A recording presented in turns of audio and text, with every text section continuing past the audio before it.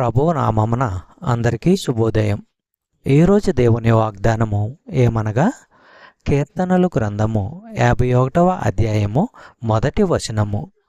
దేవా, నీ కృప చొప్పున నన్ను కరుణింపుము, నీ వాత్సల్య బాహుల్యము చొప్పున నా అతిక్రమములను తుడిచివేయుము. సహోదరి సహోదరులారా, తన ఘోర పాపాలకు క్షమాపణ కలిగించేందుకు దావీదుకు ఉన్న ఏకైక ఆశాభావము దేవుని కరుణ అనుగ్రహమే. తాను చేసే ఏ సత్కార్యము క్షమాపణ కలిగించడము, తాను అర్పించే ఎలాంటి బలి అయినా సరే తన పాపాన్ని రూపుమాపటము అసాధ్యము. అతడి ఆశలన్నీ దేవుడు చూపించే కరుణపైనే. ఆ కరుణ కోసమే అతడు అరులు చాస్తున్నాడు.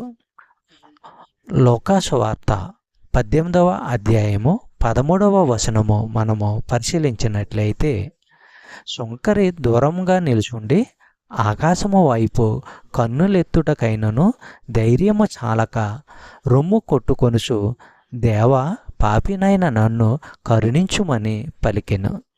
సహోదరి సహోదరులారా, ఇది చాలా చిన్న ప్రార్థనే. అయితే ఇది ఈ పాపి హృదయము నుండి దేవుని హృదయానికి నేరుగా వెళ్ళింది. మనుషులకు ఉండవలసిన జ్ఞానాన్ని ఇది తెలియజేస్తున్నది. అంటే తమ పాపాల విషయము, దేవుడు కరుణామయుడన్న విషయము మనుషులకు తెలియాలి. పాపం చేశామన్న మనోభావము, అయోగ్యులమన్న మనోభావము మనలను ప్రార్థన చేసేందుకు అనర్హులుగా చేయదు అని మనము నేర్చుకోవాలి. నిజానికి ఇందుకు వ్యతిరేకంగా మనము ఆలోచించాలి. అలాంటి మనోభావము మనలో కలగడము పవిత్రాత్మ చేసే పని. అది దేవునికి ఆనందకరము. చెప్పబడిన వాగ్దానము దేవుడు దీవించి ఆశీర్వదించునుగాక. ఆమేన్.